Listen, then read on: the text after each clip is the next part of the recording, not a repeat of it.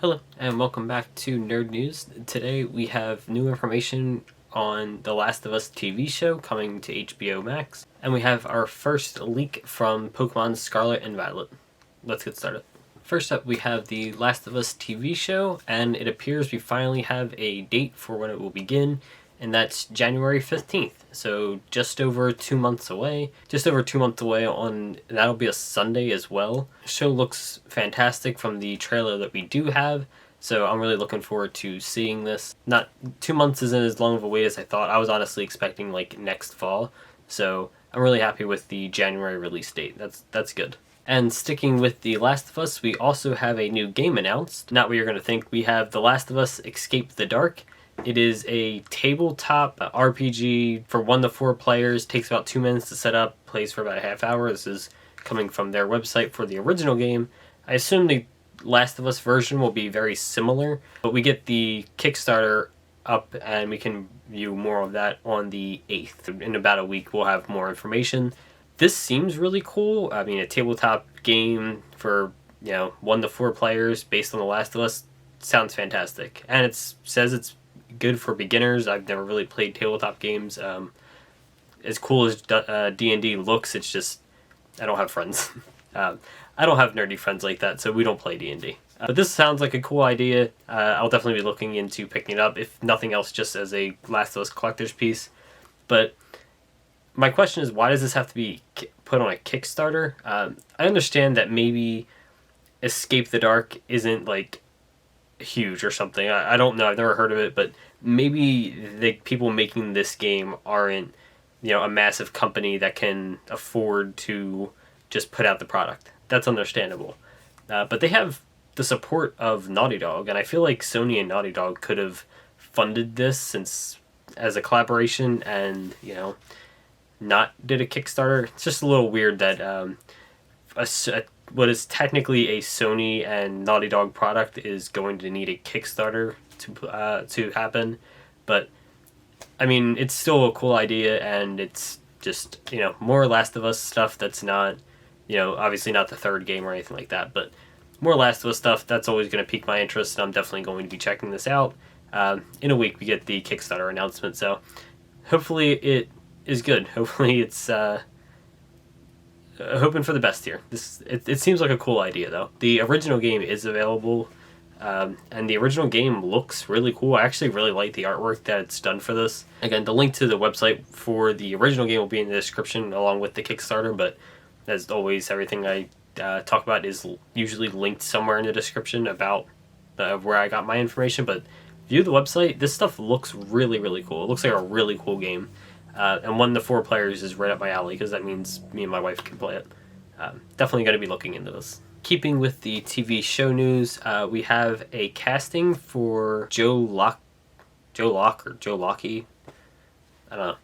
This kid, Joe, has been cast in Agatha Coven of Chaos. This is a name change from Agatha House of Harkness. I think it was originally revealed as House of Harkness back on, it was either D23 or Comic-Con when they showed what was going to be coming in the next couple of phases. It was changed to Coven of Chaos. Same show. I don't think it really matters that much, just a name change. He's been cast as a character that's not being announced, and I'm going to go ahead and guess that this is going to be one of Wanda's kids, the one that's like Quicksilver. I'm not familiar with their names specifically. I can't remember Billy and Tommy, but I don't remember which one's which. This is going to be the fast one. That's my guess. Just purely a guess.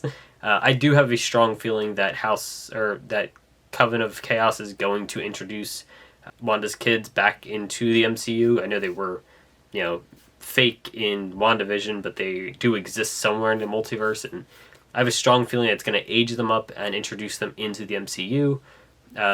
If not, then we'll get some kind of inkling towards that, and then, the Vision Quest show will do it. But between the two of them, I think we're going to get Wanda's kids back in this through those 2 shows.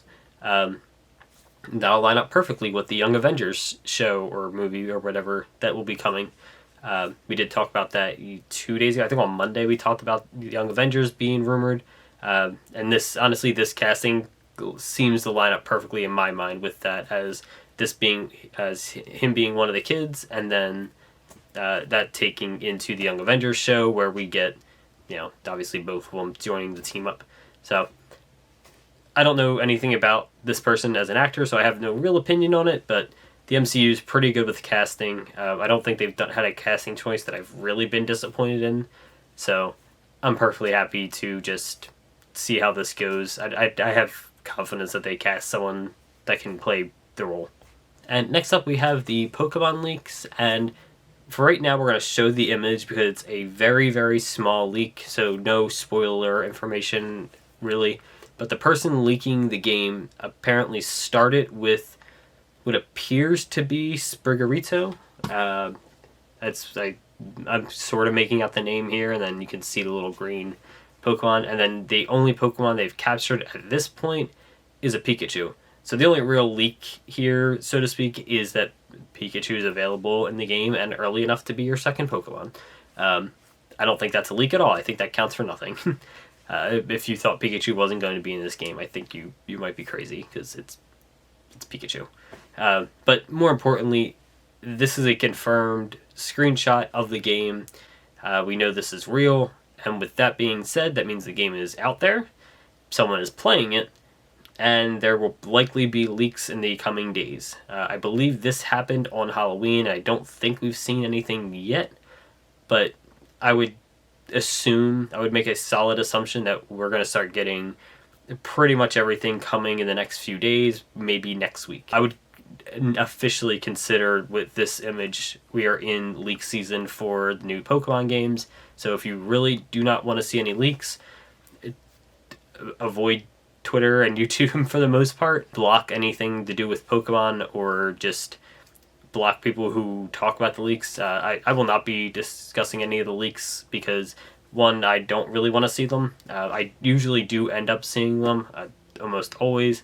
I do follow people that do leaks, and that's kind of my own fault. But specifically for Pokemon, I usually don't care to see the leaks. But I'm not going to talk about them here, and I'm definitely not going to be showing any more of them here. This is the only image we'll be showing of any of the leaks, and specifically because there's no real information here. It's just a confirmation that someone is playing the game, and they will be leaking information.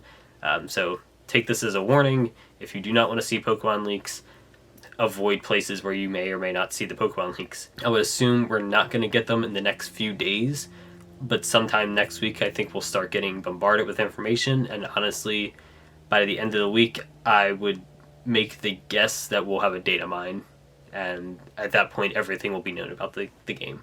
With only 2-ish weeks left until the game releases, we're getting awfully close, so, it's time. It's about that time anyway to start watching where you're strolling at online, because leaks are here. And lastly, I just want to touch on this real quick. Like I said yesterday, we've covered all the other ones, so we'll cover this one again. Selection 5, the final alt art has been revealed, and it is Evil Twin Kiss-a-Kill. You can see the artwork. It's a little much, in my opinion, but whatever, I guess. I think it's the kiss mark that's where they went too far, in my opinion. That's where they went a little far, in my opinion. This is supposed to be a children's card game, I guess.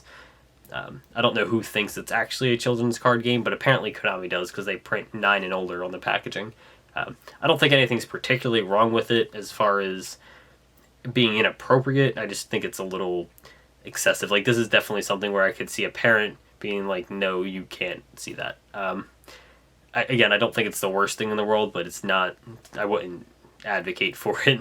But I will say that if Konami's going to continue printing art like this, and like the dozens that they've had censored over the years, instead of trying to edit this stuff or just not letting us get it over here in the States at all, I would prefer if they just changed the age rating on the game. No 9-year-old is playing this game. This game is hard as hell.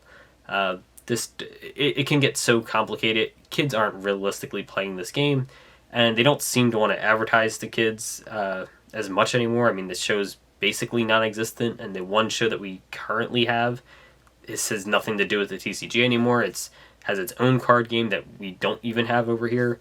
So if this is the route they're going to go, instead of trying to edit art to make it appropriate to the cultural standards here, just up the damn age rating. Like, no kid is figuring out. I guarantee you, there is not a 9-year-old in the world that can play the tier element Ishizu mirror. It's not going to happen. No kid is going to figure that out. If the game is going to be this complicated and you're going to continue to put art like this out for the game, just up the damn age rating. Just change the age rating. Just make it like 13 and over or 14 and over. And then people can stop bitching about the artwork. And that's all for Nerd News for today. Thanks for watching. Don't forget to like, comment, subscribe down below.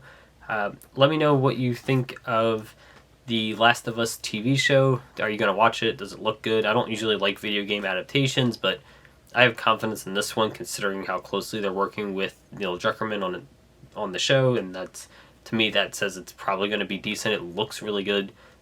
Pedro Pascal is fantastic, and so is the girl. I can never remember her name. It's probably not even a hard name to remember, but I don't know her as well. So I know her from Game of Thrones, and that's 100% it.